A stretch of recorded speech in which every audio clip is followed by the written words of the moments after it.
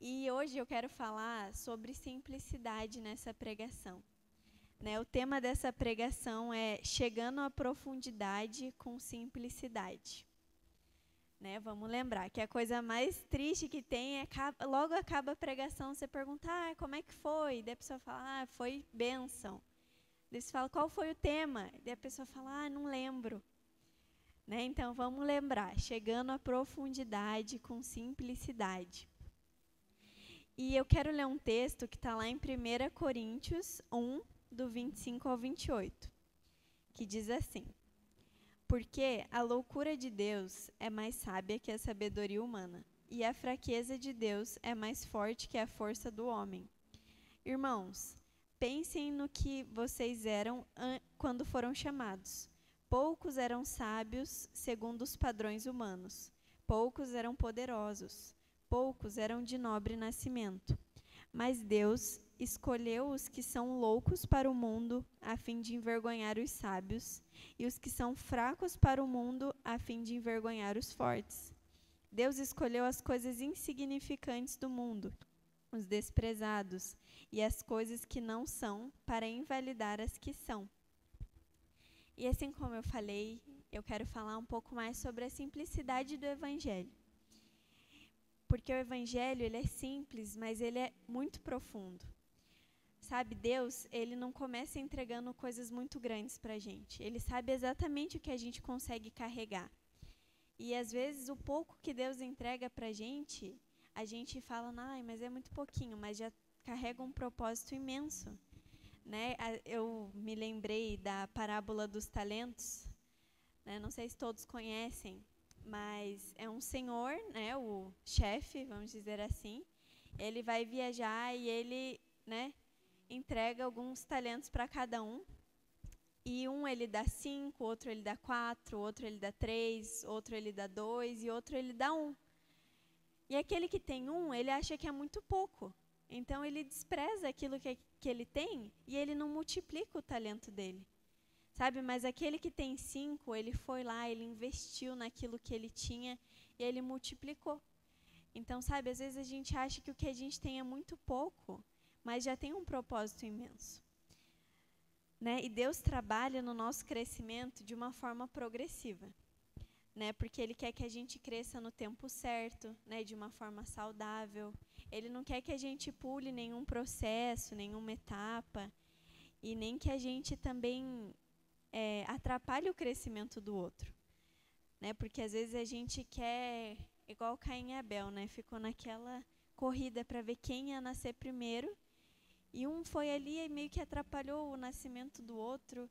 Enfim, não é isso que Jesus ele quer para a gente. Sabe? E se você quer crescer de maneira saudável, então o primeiro passo é você viver essa simplicidade do Evangelho no seu dia a dia. Sabe como que você compartilha Jesus na sua escola, ou na sua faculdade, ou lá no seu trabalho, ou também com a sua família, como que as pessoas veem Jesus através das suas lentes, dos seus olhos. Será que o seu jeito de agir tem sido transformado pelo Espírito Santo? Ou será que você aqui na igreja é uma bênção? Oi, bom dia, boa noite.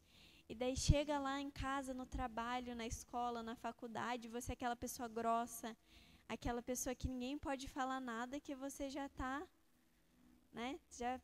já está ranzinza ali. Sabe, será que o ambiente muda quando você chega? Sabe, você tem que ansiar por essas coisas. Agora eu queria fazer uma pergunta, vou fazer para a Ana, nessa dinâmica, que se eu estivesse aqui com uma fita e você fosse colocar uma fita em você ia querer colocar no seu tornozelo, no seu joelho, amarrar uma fita, ou no tornozelo, ou no joelho, ou na cintura, ou na sua cabeça. Tempo para pensar? No joelho. No joelho, e você? No tornozelo. Tornozelo. Tá bom, ótimo. E agora, para a gente entender um pouquinho dessa dinâmica e dessa pergunta, eu quero que você também se pergunte. Sabe, se fosse para você amarrar uma fitinha em você, pelo seu corpo, Você amarraria no seu tornozelo, no seu joelho, na sua cintura ou na sua cabeça? Sabe? Responde aí mentalmente e lembra do que você respondeu. Vamos ver, os irmãos ousados. E para a gente entender um pouquinho dessa dinâmica, né? Nossa, não entendi essa brincadeira, né? O que é isso? Vamos ler Ezequiel 47, do 3 ao 5. Com sua vara de medir, o homem mediu 500 metros na direção da correnteza para o leste. Ele me fez atravessar o riacho ali, e a água chegou aos meus tornozelos. Em seguida, ele mediu mais 500 metros, e a água subiu até os meus joelhos. Mais 500 metros, e a água chegou até minha cintura. Finalmente, mediu mais 500 metros, e o rio era tão fundo que eu não podia atravessar. Era fundo demais para ser atravessado, a não ser a nado. Né? E assim como eu falei ali no começo, a caminhada com Deus ela é progressiva.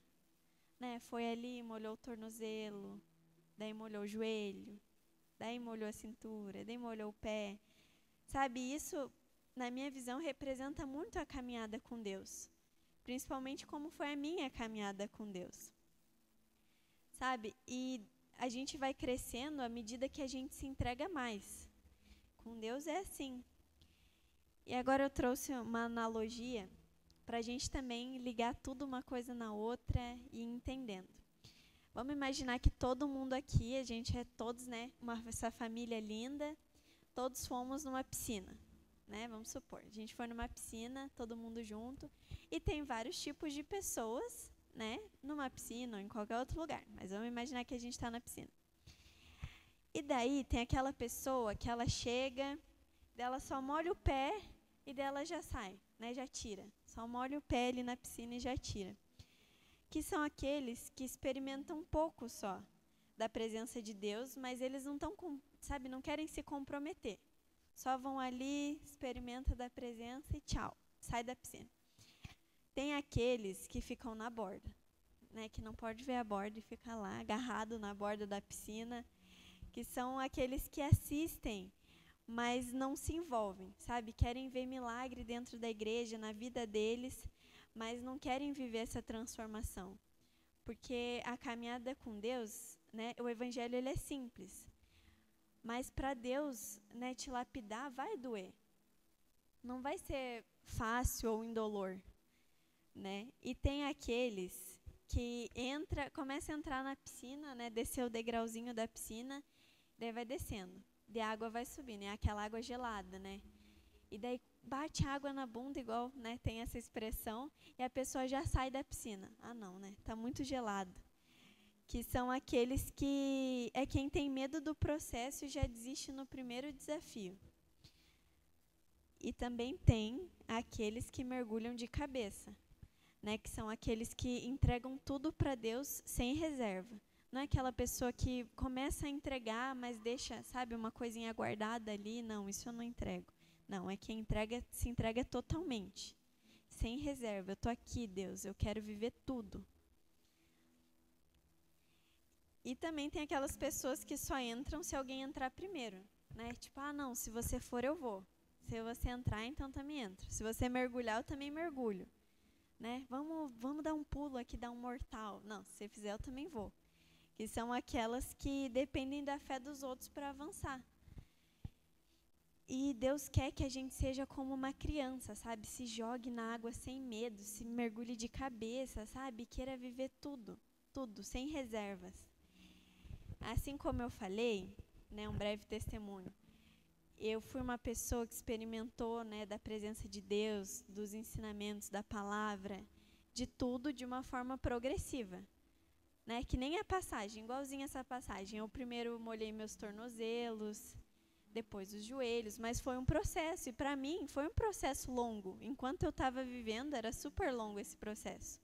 Sabe, daí eu fui, daí passou, daí eu vivi isso, vivi aquilo. E aprendi, e renunciei, e me batizei. E foi indo, um processo atrás do outro. Só que hoje, quando eu olho para trás, às vezes eu me assusto, eu falo, nossa, foi rápido demais, né? Foi uma coisa rápida, né? Eu acabei de fazer 18 anos e estou aqui, né? ajudando nesse ministério de jovens e, tipo, tantas outras coisas que eu já fiz, né? Desde que eu me batizei e tudo mais, né? Tipo, nossa, às vezes isso é o meu medo de altura, sabe? Tipo, olhar pra mim e falar, não, eu sou nova demais, sabe? Eu acho que é melhor outra pessoa fazer no meu lugar, porque eu não tenho idade, sabe? Esse foi o meu medo de altura, de pular na piscina. Algumas vezes isso me impediu, né? E assim como Timóteo, né? Assim como Jeremias, que foram pequenos, grandes homens, né? De Deus. Pequenos porque eles eram muito jovens, né? Quando Deus chamou eles para viver o ministério e tudo mais. Mas assim como eles, eu enfrentei, né, os meus medos e tô aqui hoje, né? E você também, né? Eu te incentivo a fazer o mesmo, porque vale a pena. E talvez o seu medo de altura seja exatamente o mesmo que o meu, sabe? Às vezes você olha e fala, não, mas sabe, quem sou eu para fazer o que Deus me chamou, sabe? Não, Deus me prometeu que eu ia estar pregando ou que eu ia estar fazendo qualquer outra coisa. Mas sabe, quem sou eu? Eu sou muito jovem ou não, eu sou muito velho, sabe? Essa idade da vida eu vou me entregar? Sabe? Não, nem adianta. Ou não, eu sou muito novo, eu vou viver tudo que eu tenho para viver, daí depois, quando eu estiver mais velho, eu me entrego para Jesus. Sabe? Eu vivo o meu ministério. Eu vivo aquilo que Deus me pede e eu não tenho coragem. Sabe? E hoje o Senhor quer quebrar tudo isso, né? Hoje Ele quer que você decida viver e mergulhar e se entregar e viver tudo isso. Porque agora eu quero falar, agora vocês vão entender um pouco mais do que eu ia falar agora. Peraí. Lá em João 9, conta sobre a cura do simples cego. Que eu olhei para essa passagem e eu fiquei tipo assim, não tem como eu falar sobre simplicidade e não dar esse exemplo. Sabe, Jesus, ele poderia ter curado, é a história de um cego de nascença. Ele poderia ter curado de várias maneiras, porque Jesus, ele é poderoso, né? Ele é Deus, né? Ele tinha tudo, mas ele veio em forma de homem, né? Mas ele fez um milagre com guspe e barro, sabe? Ele curou aquele cego de nascença com um pouco de guspe e barro, sabe? E isso ensina a gente que Deus, ele usa processos simples para fazer milagres profundos. E também que nem todo mundo vai entender o jeito que Deus vai agir na sua vida. Sabe, eu olho para essa passagem e eu não entendo. Sabe, como que guspe barro, que a gente, sabe, faz isso para sacanear outra pessoa ou para, tipo, né, zoar. Jesus usou isso para curar um cego de nascença. Sabe, eu achei isso fascinante, né? Todo esse tema aqui que eu trouxe, simplicidade do Evangelho, é porque Jesus trouxe essa fascinação no meu coração. Sabe, desde o começo do ano, Deus vem falando comigo sobre simplicidade. E hoje Ele, né, quer que vocês escutem também um pouco de tudo isso. Porque Jesus, Ele não busca performance, Ele busca corações disponíveis. Então, eu só estou aqui hoje porque eu tenho um coração disponível. Eu falei, Jesus, eu só tenho isso, um coração disponível, eu não tenho mais nada para te oferecer, sabe? A não ser, né, essa dedicação no que o Senhor me chamar para fazer. Muitas vezes, né, trazendo até para as mulheres, né? Porque a gente está fazendo esse mês só pregadoras mulheres para trazer esse incentivo. Né, que eu sei que dentro da igreja e também fora, né, as pessoas com que eu convivo, eu sei que muitas, tipo, têm a vontade de pregar, mas não tem essa ousadia, ou, tipo assim, acham que precisa ter uma performance gigante, sabe? Só que o Evangelho, ele é simples, Jesus, ele é simples, e as pessoas têm que conhecer essa simplicidade. Porque no fim não vai ser conhecido quem vem e fica falando de Deus, mas quem fala com Deus, quem tem relacionamento. Sabe, se você quer profundidade, você precisa ter essa intimidade com o Senhor. Né? Se você quer ir para um nível mais profundo, conhecer mais de Jesus, você tem que ter uma intimidade com o Pai. Sabe, Deus está te chamando para andar 500 metros a mais, 1 milha a mais. Sabe, às vezes você está ali molhando só o tornozelo e querendo voltar para trás, mas Deus está assim, vem filha, vem mais, eu quero que você viva mais, que você prove mais de mim e da minha presença. E cada um, ele evangeliza ou, né, apresenta o Senhor Jesus para as outras pessoas de uma forma diferente. Né? Eu prego de uma forma, o pastor prega de outra, o Alan, o Henrique, a pastora, o irmão, o Josimar, todo mundo prega de uma forma diferente. Aqui na igreja e fora também. Né? Porque às vezes a gente não é pregador e a gente prega lá fora. E é isso que Deus chama a gente para fazer. Né? Pregar o evangelho a toda criatura. Né? E cada um prega de uma forma diferente. E isso é outra coisa fascinante, né? Essa é a graça de Deus, né? Você quer provar da graça de Deus, é ver essas peculiaridades em cada pessoa, né? E eu acho, quando eu quero ver sobre simplicidade, eu sempre vejo pregação de missionário. E daí eu estava vendo um congresso missionário, e daí eu vi uma pregação de um missionário do sertão. E da forma com que ele chegou, evangelizou que nem com reza braba, falou, não, nem com reza braba eu viro crente. E virou. E depois esse senhor, e todo mundo velhinho, assim, né? Tipo, 60 a mais, 70, né? O pessoal, assim, se converteu para Jesus genuinamente, e daí um alcança o vizinho, que alcança, sabe, a família inteira do povo virou crente. Sabe, crente de verdade, sabe, tipo testemunho de bruxa, sabe, gente com bruxaria falando, não, agora eu sou crente. E foi de uma forma tão simples que tudo isso aconteceu, que, sabe, a gente olha, às vezes a gente, para falar com o nosso vizinho, a gente, sabe, tenta fazer uma coisa mirabolosa e pregar igual, sabe, um teólogo, quando o Senhor, ele trabalha na simplicidade na nossa vida. Né, eu quero contar mais um testemunho breve, né, que um tempinho atrás, um mês atrás mais ou menos, eu me formei, né, no terceirão, e daí eu pedi para todos os meus convidados da minha formatura me levarem uma florzinha, né, um buquê, um arranjinho, e daí, só que tudo era intencional, né, gente, o povo não entendeu, achou que era, né, só, né, coisa de gente mimada, mas não era. Era para isso. Daí eu cheguei em casa e daí eu desfiz todos aqueles buquês e a gente fez várias outras florzinhas para ir evangelizar outras mulheres. Porque, às vezes, tipo, vou ficar aqui em casa, né? Deixar essas flores todas para mim. Né? Daí vai morrer, vai ficar ali, mas é tudo meu.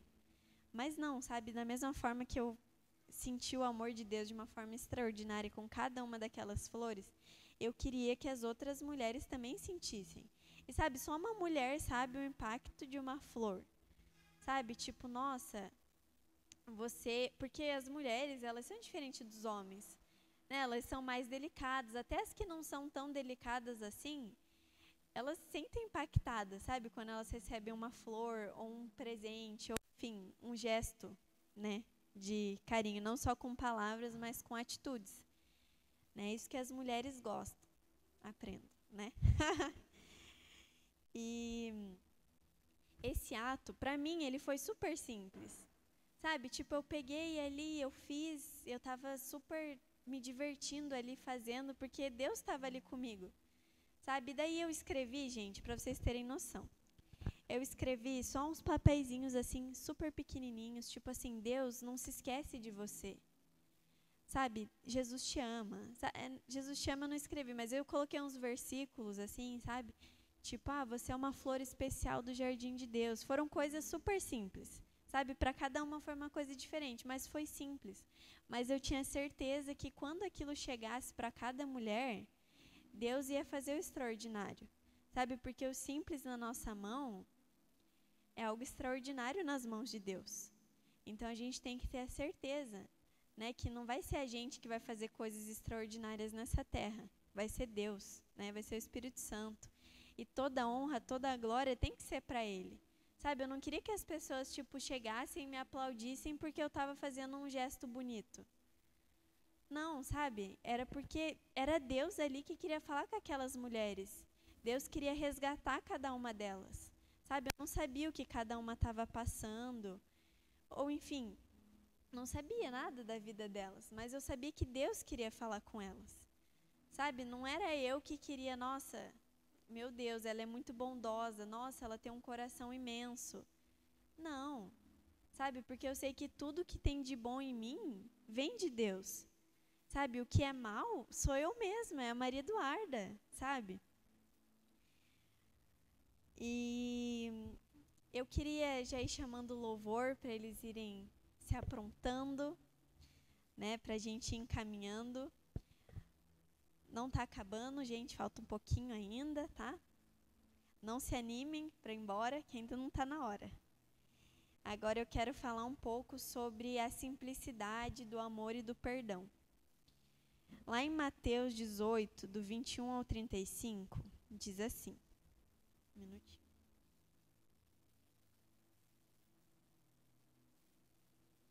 Então, Pedro aproximou-se de Jesus e perguntou: Senhor, quantas vezes deverei perdoar o meu irmão quando ele pecar contra mim? Até 7 vezes? Jesus respondeu: Eu digo a você que não até 7, mas até 70 vezes 7. Por isso o reino dos céus é como um rei que desejava acertar as contas com os seus servos. Quando começou o acerto, foi trazido à sua presença um que lhe devia 10.000 talentos. Como não tinha condições de pagar, o Senhor ordenou a ele: a sua mulher, os seus filhos e tudo o que ele possuía fossem vendidos para pagar a dívida. O servo prostrou-se diante dele e implorou: Tenha paciência comigo e tudo te pagarei. O senhor daquele servo teve compaixão dele, cancelou a dívida e o deixou ir. Mas quando aquele servo saiu, encontrou um dos seus conservos que lhe devia 100 denários. Ele o agarrou e começou a sufocá-lo, dizendo: Pague o que me deve. Então o conservo caiu de joelhos e implorou: Tenha paciência comigo e pagarei a você. Ele, porém, não quis. Antes saiu e mandou lançá-lo na prisão, até que pagasse a dívida. Quando os servos, que eram companheiros dele, viram o que havia acontecido, ficaram muito tristes e foram contar tudo ao seu senhor. Então o senhor chamou o servo e disse: Servo mau, cancelei toda a sua dívida, porque você me implorou. Não deveria você ter tido misericórdia do seu conservo, como eu tive de você? Irado, seu senhor entregou-o aos torturadores até que pagasse o que devia. Assim também fará o meu Pai Celestial a vocês, se cada um não perdoar de coração o seu irmão. Sabe, quando a gente lê essa passagem ali no meio, quando aquele outro servo, né, o conservo do servo, vem e fala: perdoa a minha dívida. Na hora, eu pelo menos penso: não, ele vai perdoar, né? Porque ele acabou de ser perdoado de uma dívida impagável. Algo que nem os netos dele, nem os bisnetos iam conseguir pagar. Sabe? Então a gente começa a ler, a gente pensa: não, é óbvio que ele vai perdoar. E ele não perdoa. E a gente lê isso, a gente fica indignado, né? Tipo, nossa, servo mau mesmo, né? Não perdoou. Que absurdo, né? E Deus diz que se a gente não perdoar o nosso irmão de coração, sabe, a gente também vai ser um servo mau. E Jesus não vai cancelar a nossa dívida. E a gente vê e às vezes fica indignado, né, com essa passagem, fica refletindo e fala: nossa, né, servo mau mesmo. Mas quantas vezes a gente também é perdoado por Jesus e a gente não perdoa os nossos? Sabe, nosso amigo vai lá e falha com a gente não perdoa. Sabe, nossos pais vão lá, falham com a gente não perdoa. Sabe, quantos de nós estão aqui, sabe, na igreja e tudo, mas não perdoa nosso pai, não perdoa nossa mãe, não perdoa um parente, não perdoa um primo, um amigo, sabe, alguém que magoou a gente ou que feriu a gente. Sabe, muitos querem, sabe, é um princípio. A gente dá o que a gente quer receber. Sabe, muitos querem receber o amor de Deus, mas nem amam o próximo. Sabe, muitos querem ser perdoados, mas não liberam o perdão. E Deus, Ele perdoou o imperdoável em nós. Sabe, por que a gente não pode perdoar? Sabe, às vezes a gente tem uma mágoa tão grande por alguém que aquilo nos consome. Sabe, aquilo acaba com a gente. Sabe, e esse é o mal, sabe, da nossa geração. Como você pode dizer que ama a Deus a quem não vê e não amar o seu irmão a quem você vê? 1 João 4:20. Sabe, essa passagem é mais que uma verdade, sabe? Como que a gente fala que ama a Deus, né? Quem a gente tem fé, né? Que a gente não consegue ver, nem tocar, nem ouvir, né? Igual uma pessoa aqui do nosso lado, e nem sentir. Mas a gente fala que, nossa, não ama o nosso irmão, quem está aqui do nosso lado.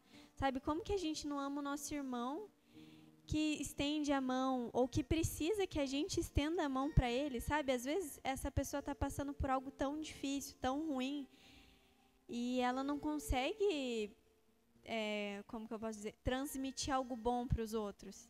Sabe, uma pessoa que magoa as outras é porque ela está profundamente magoada.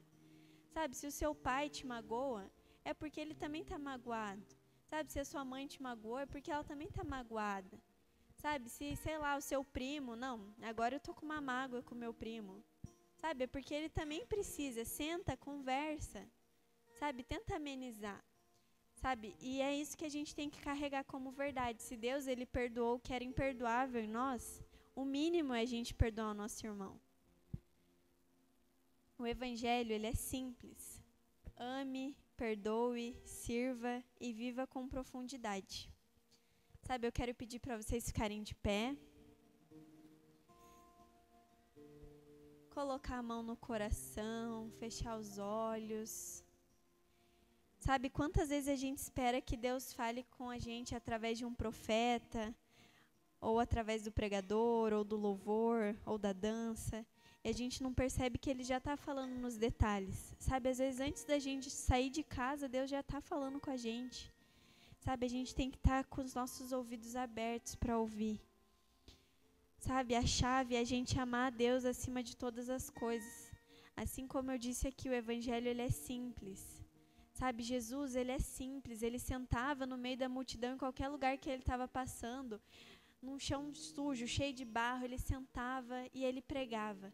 E ele mostrava o amor dele. Sabe, hoje o Senhor está te chamando. O Senhor está te chamando para andar 500 metros a mais. Ele está te chamando para essa profundidade. Ele está te chamando para servir. Ele está te chamando. Sabe, agora pergunte ao Senhor, sabe, o que o Senhor quer de mim? O que o Senhor quer que eu faça? Pai, você está me chamando para quê nessa noite, Senhor? E você? Você quer ficar na borda ou você quer mergulhar de cabeça no propósito de Deus? Sabe, reflita nisso. Será que eu quero ficar aqui na borda, encostado, aqui na comodidade, ou eu quero mergulhar mesmo no propósito de Deus e viver tudo que Ele tem para mim? Por mais que seja doloroso, por mais que seja um processo difícil, eu sei que vai valer a pena. Sabe, feche os seus olhos e seja ministrado por essa canção.